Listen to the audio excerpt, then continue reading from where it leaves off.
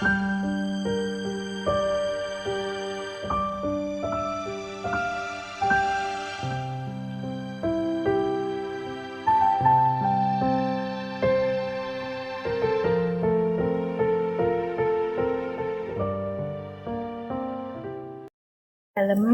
nama saya Eni, suami saya bernama Chandra. Saya memiliki anak 2 cowok, yang pertama bernama Dev, yang kedua bernama Cliff. Saya bekerja sebagai ibu rumah tangga. Ya Bu Eni, pertanyaan lagi ya. Untuk Dev itu sekarang berarti sudah mulai masuk ke?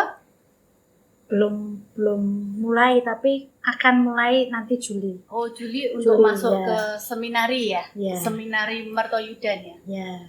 Nah, ini yang paling mendasar. Apakah Ibu Heni masih ada ganjelan? Atau, wah kok anakku akhirnya memilih itu? Itu kan bagaimana perasaannya? Kembali lagi, yaitu pilihannya Dev. Dia sudah mantep di situ. Saya lihat dia lebih siap daripada saya yang melepas, tapi dia kelihatannya lebih siap.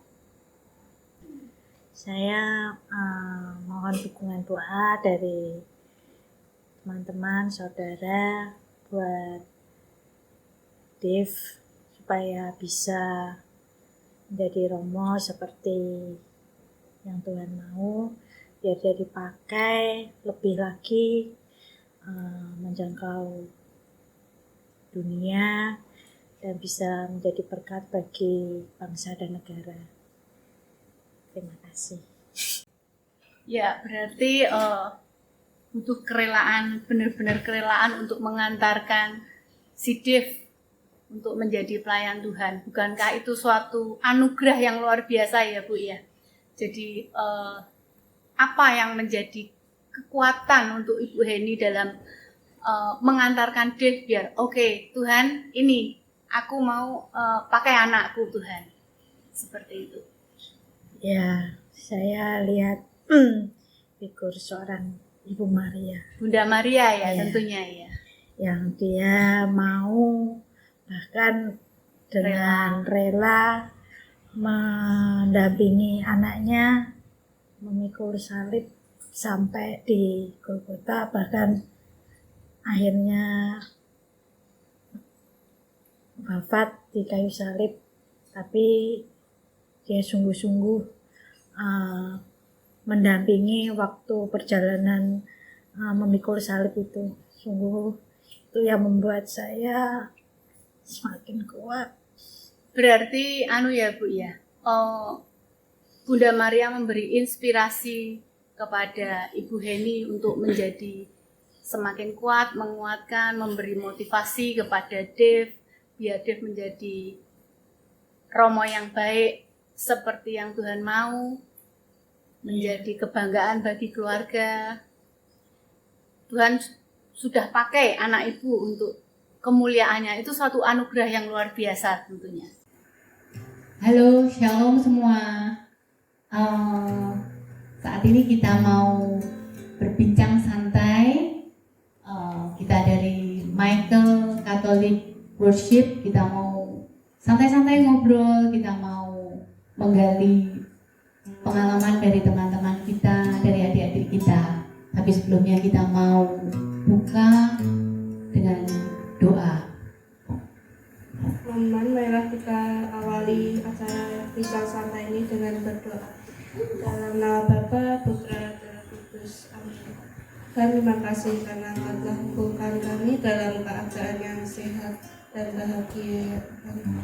Tuhan, sekarang kami ingin melanjutkan acara bincang santai ya Tuhan. Biarlah hanya kehendak-Mu yang terjadi atas acara ini, dan semua acara saja yang lancar sesuai dengan kehendak-Mu.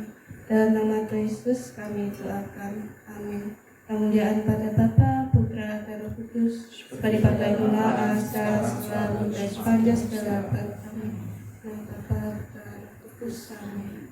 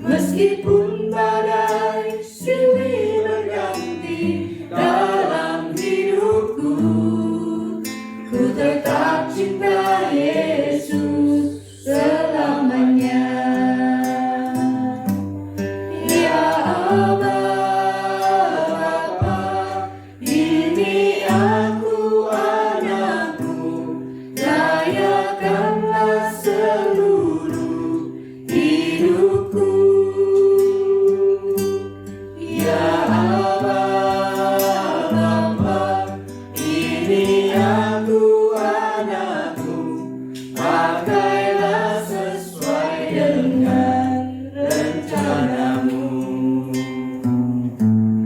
Pakailah sesuai dengan rencanamu.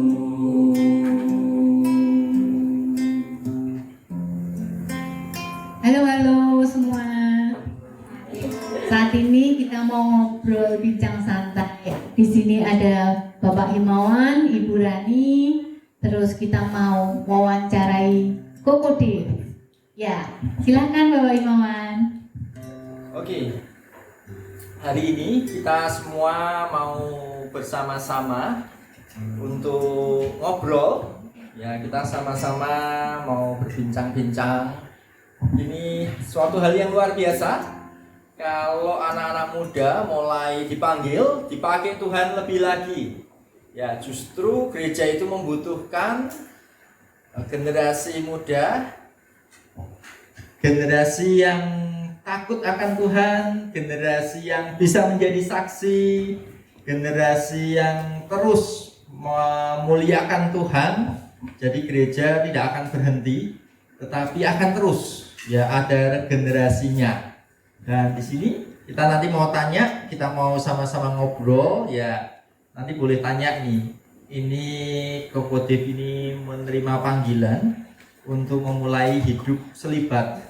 Artinya hidup melayani Tuhan ya sebagai romo ya. Koko Dev. Nanti kita mau ngobrol bersama-sama. Tapi yang lain nanti bisa tanya-tanya gitu ya, bisa mulai tanya gimana kok mendapat panggilan atau apapun juga ya, nanti kita sama-sama deh.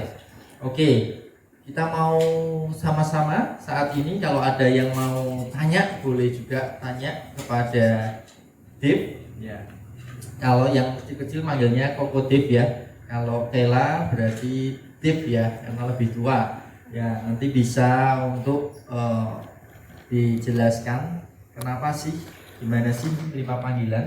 Tapi biar kita mau generasi ini terus dipakai Tuhan ya, tidak berhenti. Coba kalau berhenti cuma sampai Kak Imawan, Kak Rani, Kak Pipi, terus tidak ada yang meneruskan, maka akan berhenti pelayanan itu ya. Bahkan gereja akan berhenti seperti di luar negeri yang dimana generasi mudanya lebih senang akan handphone, akan kehidupan sekuler, kehidupan dunia daripada Tuhan Yesus. Nah, di sini kita mau lihat di sini orang-orang yang cinta Tuhan Yesus lebih daripada dunia, lebih dari apapun, lebih dari siapapun. Oke, yuk kita mau. Siapa yang mau tanya duluan? Silahkan.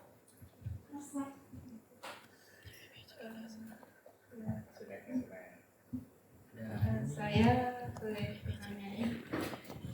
Jadi awalnya saat saya mendengar bahwa memutuskan untuk selibat, ada satu pertanyaan yang sedikit ya di pikiran saya gitu ya. Jadi Dev, kalau jadi romo itu penghasilannya dari mana ya? Misalnya kayak nanti kehidupannya gimana? Bukannya maksudnya kayak bukan kayak Mungkin makan, minumnya gitu. iya, kayak bukannya apa ya, kayak suka duit tapi kan dapat uangnya dari mana buat penghidupan gitu. Ya, kehidupannya sehari-hari. Oke. Ya, jadi kalau di masa pendidikan di formasio baik seminari menengah maupun seminari tinggi itu sudah ada dari keuskupan. Itu ada dana untuk kami para calon imam, baik yang untuk Keuskupan Agung Semarang maupun untuk tarekat-tarekat yang bekerja di Semarang. Jadi untuk masa pendidikan itu kita tinggal di asrama dan tidak difasilitasi untuk bermain gadget atau membawa laptop sendiri dari rumah, tapi ada komputer untuk bersama. Tuh. Kalau untuk makan minum itu sudah pasti disediakan oleh pihak asrama. Setiap hari kita makan.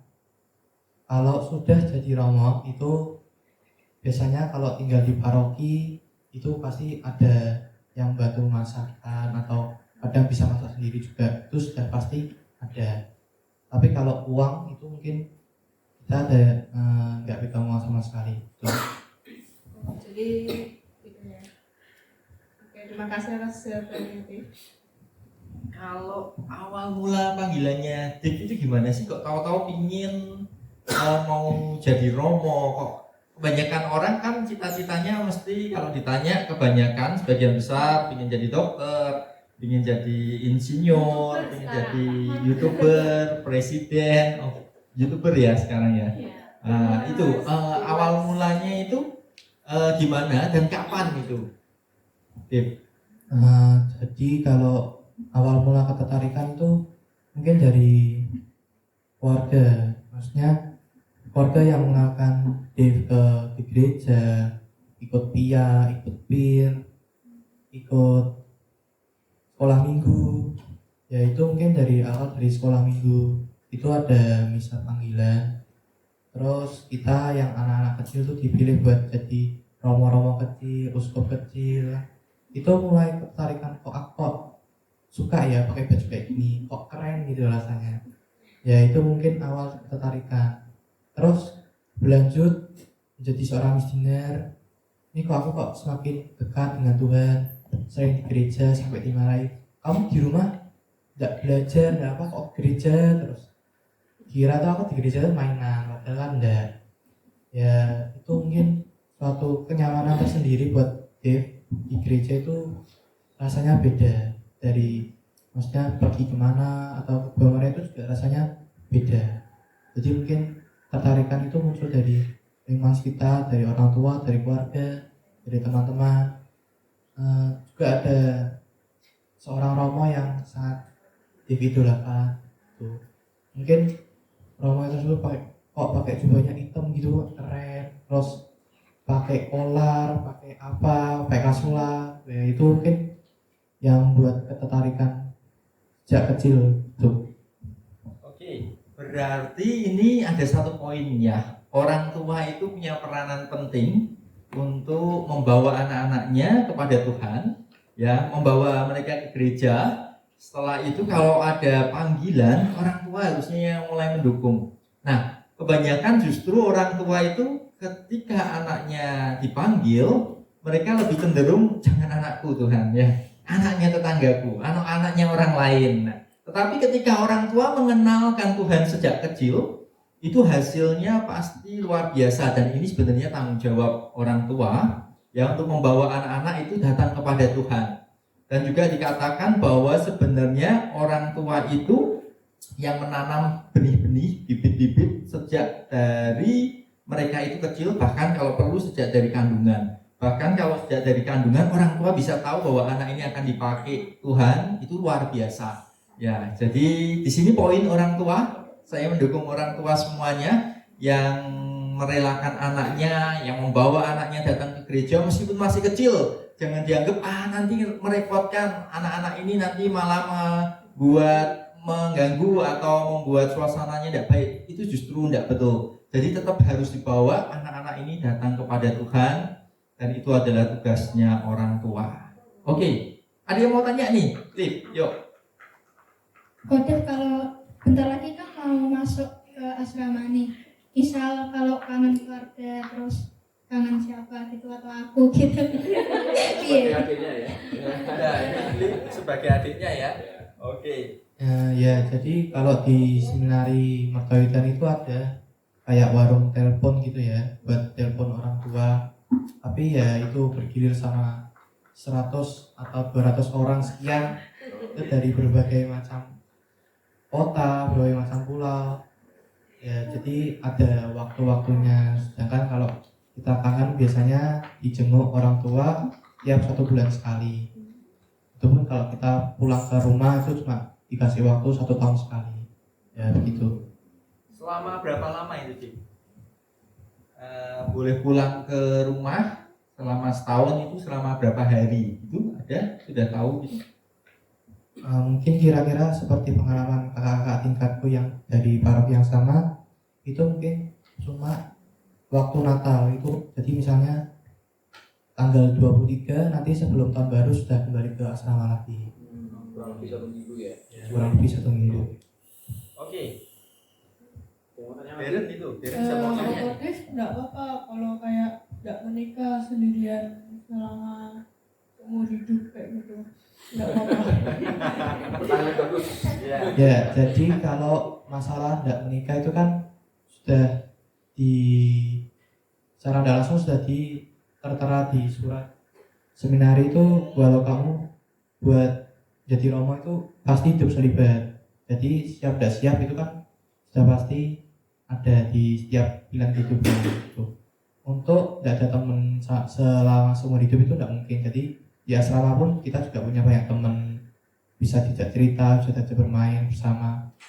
Untuk sudah jadi romo pun kita pasti ada teman di gereja seperti partner gitu ya, partner bekerja sama romo, atau ada yang jenguk romonya ke pasuran, romo sehat romo, ya itu pasti ada orang yang menjenguk atau menemani romonya, itu pasti ada. Kalau Dev kan berarti tidak menikah gitu ya, berarti itu konsekuensinya ya, sudah siap ya berarti untuk tidak menikah. Dulu berarti mestinya waktu gini kan mungkin ada yang naksir, ada yang suka, kan Dev tahu nih panggilannya sebagai romo nih, tetapi kan ada yang naksir, ada yang suka mungkin ya di masa-masa ya di masa-masa sekolah. Nah itu tuh terus gimana kok bisa tetap aku mau tetap ini terus deh, tetap jadi romo, tetap mencintai Tuhan Yesus meskipun tidak menikah? Ataukah dulu pernah juga punya rasa seneng? Nanti Kak Ima juga mau nanya Darren nih, tapi Dev dulu nih, saat-saat seperti itu tuh gimana gitu? Ya, jadi kalau merasa naksir atau merasa ditaksir oleh teman tuh pasti ada. Jadi tinggal kita bagaimana menyikapi hal tersebut. Kayak misal ada adik kelas yang naksir itu, oh sekolah di mana? Aku langsung jawab, aku sekolah di seminari lah. Sudah besoknya tidak ngechat lagi. Jadi Untuk poin. Tuhan yang menjawabkan sendiri. Berarti lain kali kasih tulisan sekolah seminari. Ya, kalau masalah naksir itu pasti ada, Sakos. Oke. Kan aku juga manusia biasa, masih normal lah, masih suka sama cewek, masih suka sama perempuan. Oke. Kalau dari aku sih kebetulan banget ini, Tuhan mungkin memang sudah meluruskan segalanya. Tiap aku suka sama orang itu pasti orangnya sudah suka sama orang lain atau sudah ada gebetan lain ya, jadi ya sudah gitu, tinggal lurus terus. Ya, berarti kita harus mendoakan dia untuk biar Lurus. lurus terus. Terus jangan sampai ya, ini saya itu sering melihat orang-orang itu justru yang menggoda romo atau yang menggoda calon romo. Jadi ada yang sudah jadi calon romo malah terus mereka itu tergoda karena ya itu banyak juga yang menggoda ya. Memang ini salah satu mungkin ujian, tapi kita tetap tadi doakan supaya apa? Lurus terus ya, lurus terus. Oke. Sip, berarti itu alami. Dia merasa suka sama wanita ya, lawan jenis ya, bukan itu ya. Kemudian disukai juga, tapi tetap terus berada di dalam jalurnya yang benar, yang tepat. Nah, sambil nanya Darren dulu. Tadi kan dia tanya gimana nih Koko Dev kok tidak suka kalau ada nanti tidak menikah itu gimana? Kalau Darren sendiri rencana mau menikah, punya panggilan atau mau jadi bruder romo atau jadi apa nih? Sudah ditanya Darren. Aslinya tuh saya nggak kepengen Ya. kayak gitu apa-apa sih. Pinginnya jadi apa ini? Pinginnya jadi apa nih? Belum tahu. Oh, belum tahu. Oke. Tapi mau menikah besok rencananya atau belum tahu juga? Mau sih tapi belum tahu. Oke, nah ya sip. Kita Karena doakan supaya lurus nanti ya. Oke. Oke, Mas Jaki mau tanya dulu. Ya. Oke, pilih pinjam mic. Oke, Dave, tadi mau nanya ya. Ini kalau tentunya kalau orang tua kan punya harapan anak-anaknya tuh cita-citanya jadi presiden, jadi dokter, jadi profesor. Nah ini ketika Dave memutuskan untuk masuk seminari, hidup selibat, gimana respon orang tua ketika pertama kali mendengar dia memutuskan itu? Apakah orang tua itu setuju atau sedikit kurang setuju atau bagaimana? Coba Dave dijelaskan. Ya buat orang tua mungkin kadang mami papi juga kurang setuju. Aku kan anak pertama juga, jadi diharapkan tuh nggak usah gitu. Tapi aku kayak terlalu sudah terlanjur pingin gitu masuk. Kalau dari mami itu mungkin kayak gendoli lah ya istilahnya. Mungkin kayak ngarang-ngarang nggak usah nanti aja tapi aku ingat satu romo yang pernah berkait di Tanah Mas tuh bilang gini, kalau kamu memang pingin masuk sekarang daripada nanti kalau kayak susah beradaptasi sama teman-teman yang sudah masuk dari awal tuh. Berarti ada pesan buat orang tua ya, jangan digondeli anaknya ya ketika punya keputusan untuk masuk seminari atau hidup selibat gitu ya. Silakan Pak Imam Pak. Oke, kalau tadi kan yang pertama orang tua yang membawa gitu ya. Setelah itu jangan menyesal. Setelah dibawa menyesal nanti ya. Justru nanti kalau dihalangi, justru panggilan itu saya sering ketemu dengan orang-orang yang panggilan mereka itu maunya selibat, tetapi ternyata tidak jadi. Itu jadi berbeda. Tuhan pasti memberikan yang terbaik. Kalau memang panggilannya selibat, lebih baik biarkan izinkan selibat. Pasti itu yang terbaik untuk anak-anak. Ya, untuk anak-anak kita. Nah, saya mau tanya sama Cliff dulu adiknya. Cliff rela nggak untuk Kodim ini jadi romo? Berarti nanti dia punya jadi miliknya semua orang, bukan cuma jadi milikmu atau milik warga. Itu aja. Ya sebenarnya rela sih. Juga enggak terlalu ganggu aku di rumah. Ya. Oke. Oh, selama ini memang Kodim ada yang ganggu-ganggu gitu, Ya, misil. Oh, sekarang nanti tidak rindu diganggu-ganggu gitu. Ya kan tadi udah diomongin kalau setiap sebulan sekali kan pasti ketemu. Sebulan. Kan Oh, sebulan ya, berkunjung. Berkunjung. Ya, setahun yang pulang. Ada minat, jadi bisa tanya lebih jelas nih Bu Bibi ya. Itu oke, berarti rela ya untuk itu ya. Oke, ya. Ada lagi yang mau tanya? Ya, jadi saya ada pertanyaan lagi nih. Kalau misal nanti kamu sudah jadi romo gitu ya, terus diutus ke luar pulau, gimana? Jadi kayak nggak bisa ketemu mami papi, nggak bisa ketemu Cliff lagi, itu gimana? Ya jadi aku sebenarnya kayak kalau di Keuskupan Agung Semarang ya, nilai di Keuskupan Agung Semarang tuh paling ya cuma di daerah Jogja, daerah Semarang, jadi nggak terlalu jauh. Kali aku nilai yang ordo atau tarekat itu bisa diutus ke luar negeri, keluar pulau, bisa. Ya, jadi untuk jadi romo atau jadi yang selibat itu harus siap diutus kemana saja. Jadi rela tidak rela, siap tidak siap harus dijalani utusan tersebut. Jadi gitu. Ada lagi yang mau tanya? Kak Titi biasanya suka nanya-nanya itu. Ya, pertanyaan saya satu. Jadi gini, jadi romo itu kan nggak gampang, butuh waktu yang panjang. Kelihatannya kalau nggak salah tuh sampai 9 tahun ya Dev ya, betul deh? Kalau dari Senayan Menengah 14 tahun. 14 tahun. Nah itu bukan waktu yang pendek. Apakah Dev itu sudah menimbang, sudah nanti takutnya bosan di jalan apa gimana? Itu perasaan itu tuh muncul nggak di diri Dev? Terus apa yang Dev lakukan? Ya mungkin kalau dari pengalaman kakak tingkat yang sudah jadi frater sekarang, mereka juga ngasih masukan ke aku gitu. Kalau kamu bosen, tanya sama Ropa mau cerita atau hubungi mama papa di rumah, itu harus cerita, komunikasi yang penting. Kalau bosen itu sudah pasti sih, soalnya kan kemana-mana orangnya ya itu lagi di meja makan orang ini lagi, kapel orang ini lagi, sekolah orang ini lagi.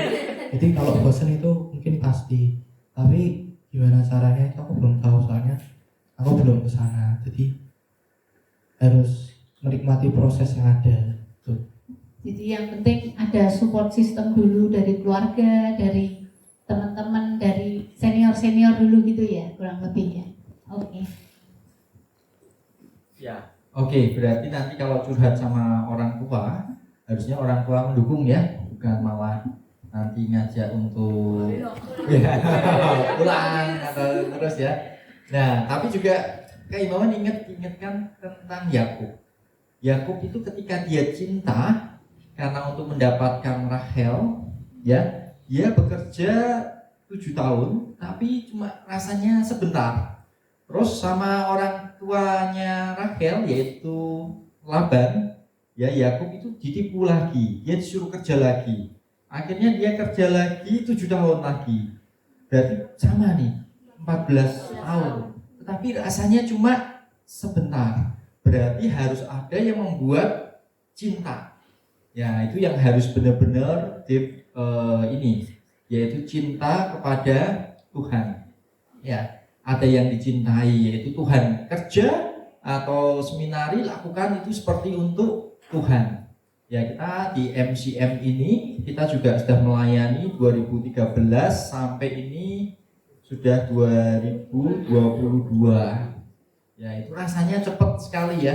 Karena memang sebenarnya semua harus didasari dengan cinta, dan yaitu cinta sama Tuhan. Itu yang tetap harus ingat ya hari ini.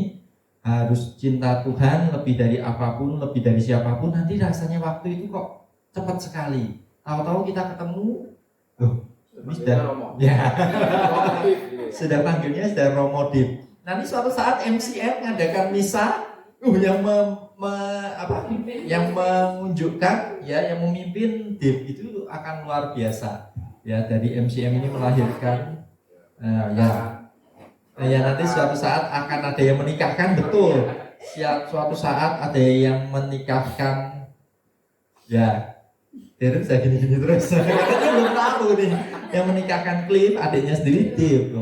Kemudian nanti yang ada sakramen perminyakan, sakramen pengakuan dosa, loh kita ke Dev. Itu luar biasa sekali. Oke, intinya tadi sudah tentang orang tua, yang kedua tentang cinta. Dev harus punya cinta pada Tuhan. Nanti waktu yang lama akan kerasa sebentar. Kalau Yakub cintanya sama Rahel, ya kerja 7 tahun ditambah 7 tahun lagi, is okay bagi dia. 14 sama berarti. Dan itu rasanya cepat sekali. Ada yang lain yang mau tanya? Ayo.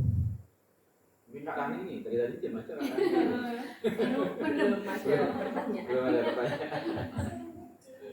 Kak Imawan mau tanya nih, muncul dua tentang menjaga kekudusan. Tadi kan menjaga supaya tidak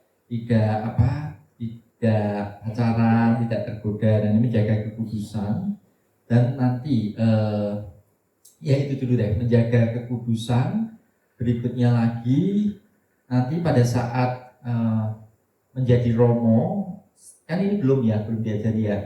Nanti gimana itu cara-caranya, karena romo kan sendirian dan banyak umatnya, tetapi bukan seperti pasangan suami istri. Meskipun ini sebenarnya sama ya panggilannya ya, Tuhan memanggil dengan cara yang ajaib, dengan cara yang berbeda.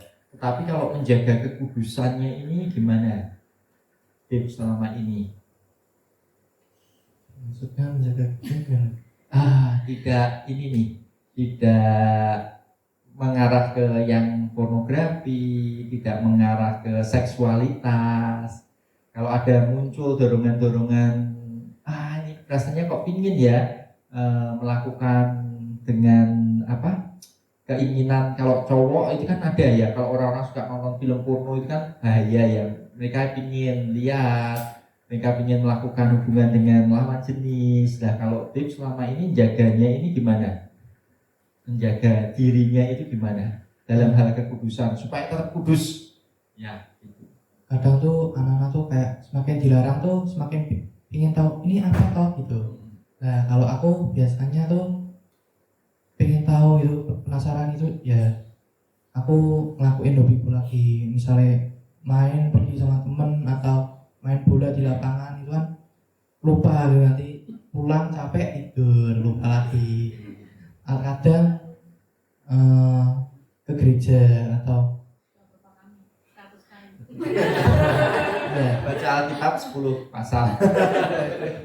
kadang itu juga karena sekarang udah mendekati akhir-akhir mau pergi ke asrama itu, dari gereja juga banyak tugas, maksudnya ikut kor apa, ikut panitia apa, jadi semakin sibuk di gereja, jadi keingintahuan itu semakin jarang muncul, jadi karena sibuk itu tadi.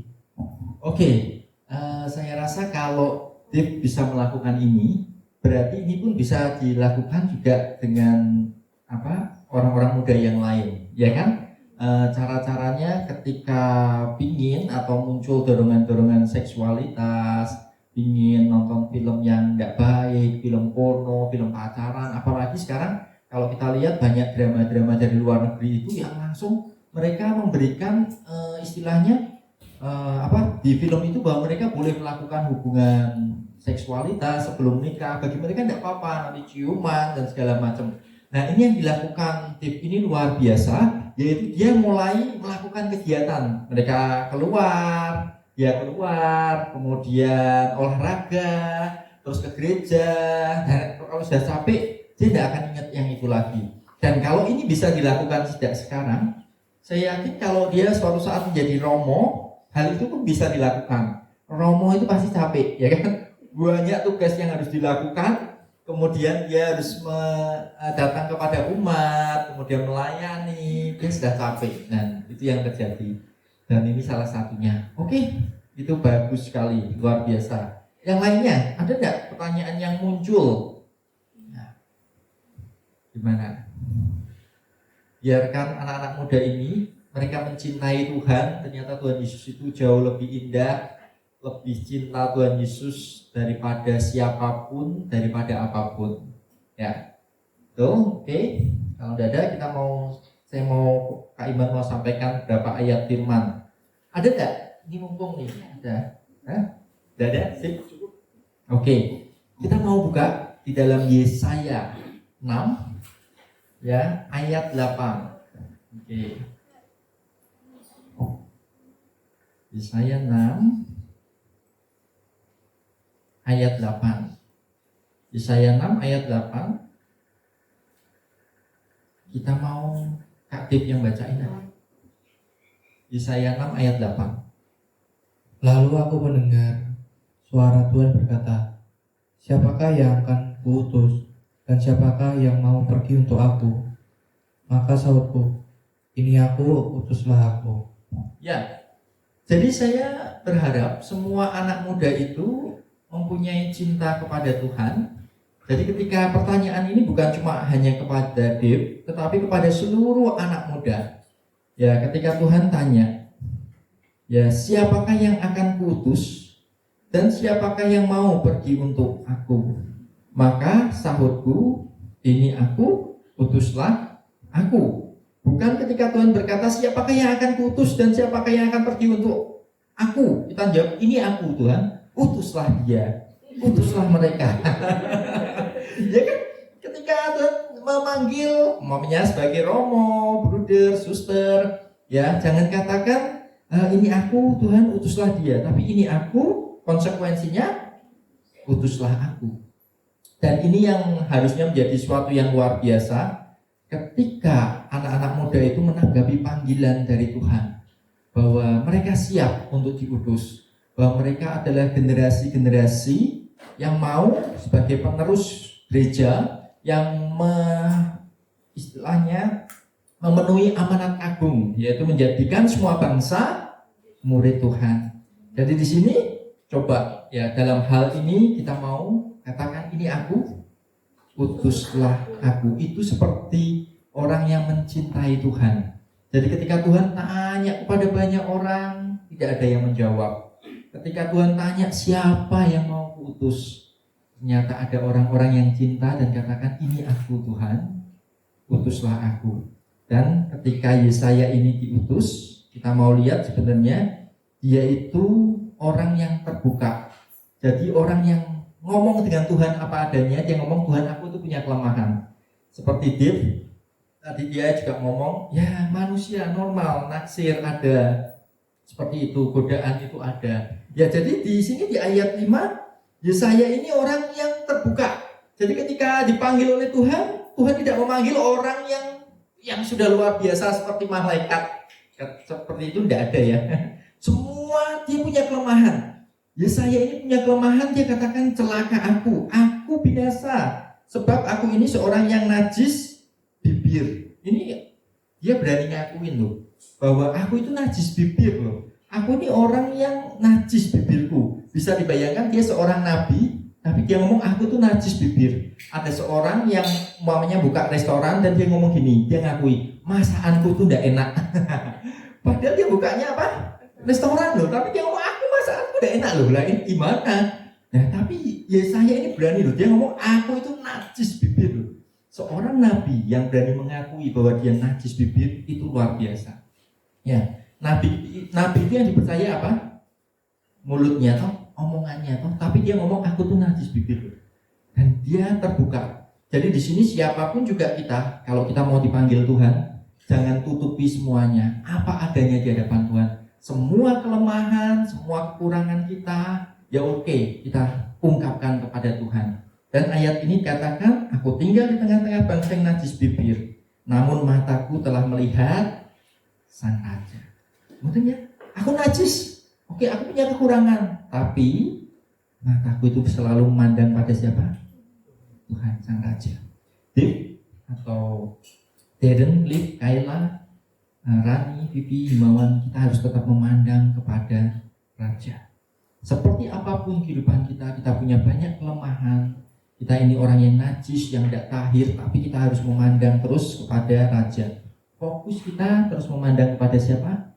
Tuhan, kepada Raja, yaitu Tuhan semesta alam. Nah, ketika itu terjadi, apa yang dilakukan? Ternyata Tuhan bereskan. Ya, Yesaya dibereskan, yaitu ada serafim yang dia terbang mendapatkan Yesaya. Di tangannya ada bara, diambilnya dengan sepit di atas mezbah dan menyentuhnya kepada mulut Yesaya serta berkata, lihat ini telah menyentuh bibirmu, maka kesalahanmu telah dihapus dan dosamu telah diampuni. Ketika kita jujur dengan Tuhan, mata kita fokus kepada Tuhan, ternyata Tuhan itu akan bereskan. Bibirnya menjadi tahir, dibereskan. Ya, itu yang Kak Imawan mau sampaikan pada hari ini. Ya, jadi siapa yang mau diutus? Katakan ini aku, utuslah aku. Berikutnya segala kelemahan kekurangan kita hadapkan di hadapan Tuhan. Ya, tidak perlu disembunyikan. Berikutnya lagi nanti Tuhan akan bereskan. Asal mata kita fokus kepada siapa? Pada Tuhan. Kak Imawan masih ingat satu hal ketika kemarin itu Kayla itu tanya tentang menyontek. Ya, dan itu sebenarnya yang muncul, tapi ini biar sekalian ya. Biar dalam waktu itu tanya gimana Kay? Menyontek. Temanmu menyontek. Jadi nanya yang itu ya Pak, yang apa tuh kalau nanti aku nyontek setelah itu ngaku dosa gitu, atau yang Satunya lagi. Satunya lagi. apa? Ada dua hal yang dia tanyakan. Jadi dia tanyakan seperti ini. Dia ada keinginan untuk menyontek. Waktu itu ada keinginan menyontek. Kenapa? Karena ternyata waktu gurunya memberikan soal itu ternyata di situ dia boleh jawabnya lewat handphone. Nah, jawab soalnya lewat handphone meskipun offline ya. Dan teman-temannya ada yang mulai ya, lo nggak tahu ya. Mulai search Google, mulai tanya ke guru lesnya, mulai segala macam untuk jawaban itu. Itu berarti nyontek nggak? Nyontek ya, nggak jujur. Nah dia nanya, aduh, dia pingin sekali juga seperti itu, gitu. Tapi ternyata dia ingat dari Tuhan bahwa itu tidak boleh kan? Nah akhirnya dia tidak melakukan itu. Kemudian Kak Imawan tanya, tujuannya teman-temanmu menyontek itu untuk apa? Ayo, orang-orang tujuan nyontek untuk apa? Nilai bagus. Nilai bagus. Ya, nilai bagus. Ya, kalau sudah dapat nilai bagus, kenapa? Terkenal, ranking, atau naik kelas, ya kan? Itu kan yang diinginkan. Nah, tidak dimarahi orang tua. Oh gitu ya. Kalau ketahuan nyontek dimarahi gitu ya sama orang tuamu ya. Waduh, nah, semoga orang tuanya Darren tidak nonton saat ini ya. Ini ternyata orang tuanya.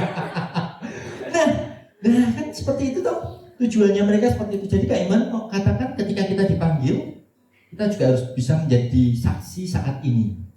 Ya. Sekarang ini Tuhan sudah memanggil kita loh untuk menjadi saksi. Nah ketika itu Kak Iman tanya kepada Kela, jawab itu supaya teman-temannya supaya naik kelas. Nah kalau Tuhan sudah berjanji bahwa kamu pasti akan naik kelas, bahwa kamu pasti nanti akan lulus, ya pegang janji Tuhan itu. Tidak perlu menyontek, meskipun godaannya itu banyak, meskipun godaannya itu besar, ya tapi jangan lakukan itu. Itu panggilan kita menjadi saksi mulai dari sekarang. Oke? Ya, jadi yang selama ini mungkin ada yang tidak jujur. Kenapa kita tidak jujur? Kalau Tuhan menjamin anak-anaknya bahwa kita akan lulus, bahwa kamu akan dapat nilai yang baik ketika percaya kepada Tuhan, berharap kepada Tuhan, yang lain menyontek, biarkan. Dan kita tidak menyontek. Itu seperti menjadi saksi dan Tuhan akan disenangkan. Dan kemudian muncul pertanyaan, kalau ada temannya yang menyontek kemudian mengaku dosa, gimana? Nanti akan gitu, wah pokoknya nyontek nanti aku dosa lah, aku dosa. Itu pertobatan yang sudah direncanakan, pertobatan yang sudah dirancangkan, itu sebenarnya bukan pertobatan yang sejati. Benar-benar mau bertobat, jangan seperti itu. Usahakan untuk melakukan yang terbaik, ya. Oke, kita mau nyanyikan satu lagu. Setelah itu Kak Iman mau berdoa untuk kita semua. Kita mau berdoa. Inilah hidupku, ku serahkan padamu segala cita-citaku, masa depanku menjadi milikmu. Jadikan kami terangmu di tengah kegelapan dunia, membawa bangsa-bangsa kepadamu. Tuhan, ini kerinduanku, bagimu Tuhan seluruh hidupku. Pakailah Tuhan bagi kemuliaan-Mu, genapi seluruh rencana-Mu, sampai bumi penuh kemuliaan-Mu. Bagimu Tuhan seluruh hidupku. Pakailah Tuhan, pakailah Tuhan bagi kemuliaan-Mu, genapi seluruh rencana-Mu, sampai bumi penuh kemuliaan-Mu. Tuhan, inilah hidupku. Tuhan, inilah hidup. Ini Tuhan hidup kami, Tuhan. Ini hidup kami, Tuhan. Ku serahkan padamu segala cita-citaku, masa depanku Menjadi milik-Mu. menjadi milikmu.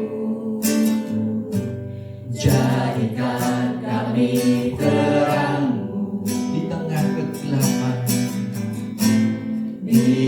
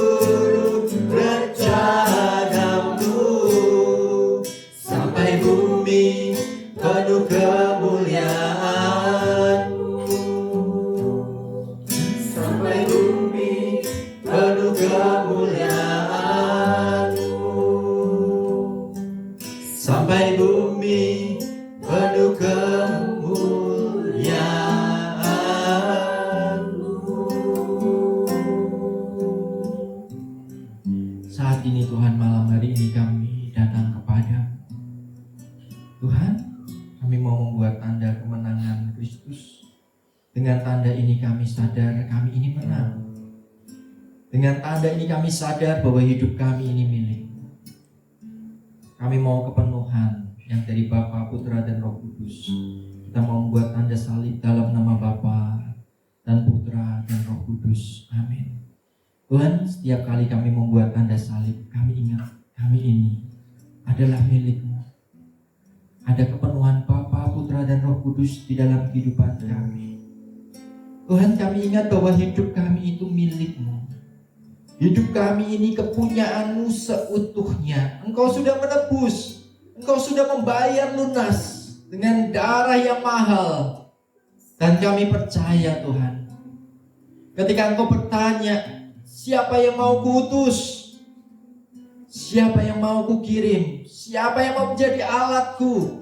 Maka kami akan menjawab, ini aku Tuhan, utuslah aku. Dan ketika kami menjawab penuh dengan passion, penuh dengan cinta kami kepadamu.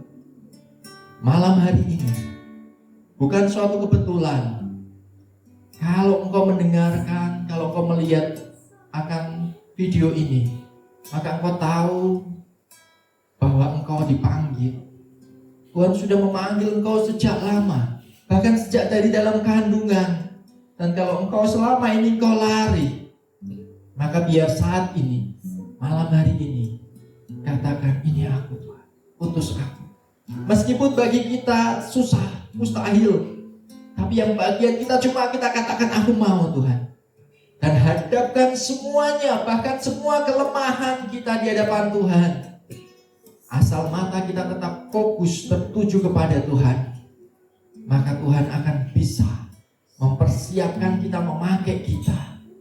Tuhan sedang butuh banyak anak-anak muda yang mau dipakai untuk kemuliaannya. Anak-anak muda yang mulai saat ini hidup di dalam kekudusan. Ketika semua orang mabuk, ketika semua orang pada melakukan hal yang tidak baik, melakukan pornografi, melakukan seks bebas, tapi ada anak muda yang hidup kudus, yang mencintai Tuhan lebih dari apapun, lebih dari siapapun. Malam hari ini yang mau berdoa Tuhan bagi kami semua, biar panggilan itu akan terus kuat, tertancap di dalam hati kami.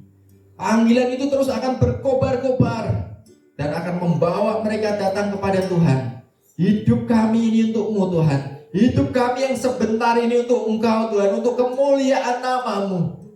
Saat ini Tuhan, kami mau Tuhan menanggapi akan setiap panggilan-Mu. Dimanapun Kau berada, seperti apapun Engkau bisa kembali dan berbalik. Engkau bisa untuk menanggapi setiap panggilan Tuhan. Dan biar lagu ini merupakan doa kita. Tuhan, inilah hidupku. Tuhan, inilah hidupku. Ini Tuhan, ini Ku serahkan padamu. nyanyikan lagu ini keluar dari hatimu. Segala cita-citaku, masa depanku menjadi milik-Mu. menjadi milik-Mu. Jadikan kami terang-Mu Di tengah kegelapan dunia ini, di tengah kegelapan dunia, membawa bangsa-bangsa, membawa bangsa-bangsa kepadamu. Tuhan, ini kerinduanku bagimu Tuhan, seluruh hidup kami. Pakailah ya Tuhan, bagi kemuliaan-Mu. Genapi seluruh rencana-Mu.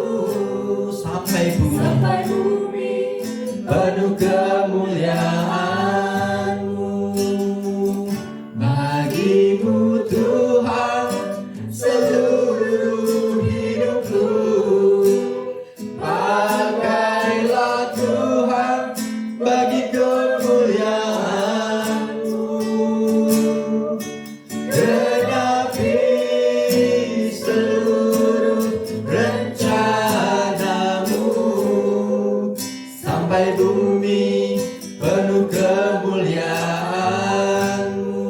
Kami berdoa saat ini untuk setiap anak-anak muda, biar panggilan yang dari Tuhan itu akan ditanggapi dengan kuat. Tuhan, Engkau akan mendapatkan banyak pekerja-pekerja-Mu Tuhan.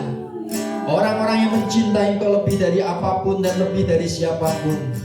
Saat ini kami juga berdoa untuk para orang tua, biar mereka pun mendukung, merelakan ketika anaknya dipanggil untuk melayani Tuhan, untuk dipakai Tuhan lebih lagi.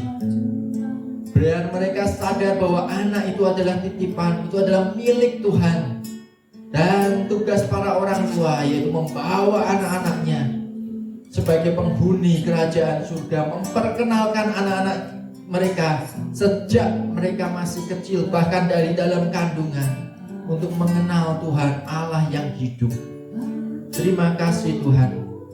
Kami percaya Tuhan, saat ini Engkau yang akan menuntun setiap langkah Dave, juga Cliff, Darren, Kayla, dan siapapun juga kami. Engkau yang akan membawa kami Tuhan menuju ke setiap rencana-Mu, ke dalam setiap jalan-jalan-Mu Tuhan. Terima kasih Tuhan. Kami percaya, kami menerima semua yang kami doakan. Dan biar kami mau menyatukan doa kami dengan doa yang Kau ajarkan kepada kami. Bapa kami yang ada di dalam surga, dimuliakanlah nama-Mu, datanglah kerajaan-Mu, jadilah kehendak-Mu di atas bumi seperti di dalam surga. Berilah kami rezeki pada hari ini, dan ampunilah kesalahan kami, seperti kami pun mengampuni yang salah pada kami. Dan jangan biarkanlah masuk ke dalam pencobaan, tetapi bebaskanlah kami dari yang jahat. Amin. Kami mau memberi salam kepadamu ya Bunda. Salam Maria, penuh rahmat, Tuhan sertamu. Terpujilah Engkau di antara wanita, dan terpujilah buah tubuhmu Yesus. Santa Maria Bunda Allah, doakanlah kami yang berdosa ini sekarang dan waktu kami mati. Amin. Santo Mikael, doakanlah kami. Santo Santa pelindung kami, doakanlah kami. Dalam nama Bapa dan Putra dan Roh Kudus. Amin.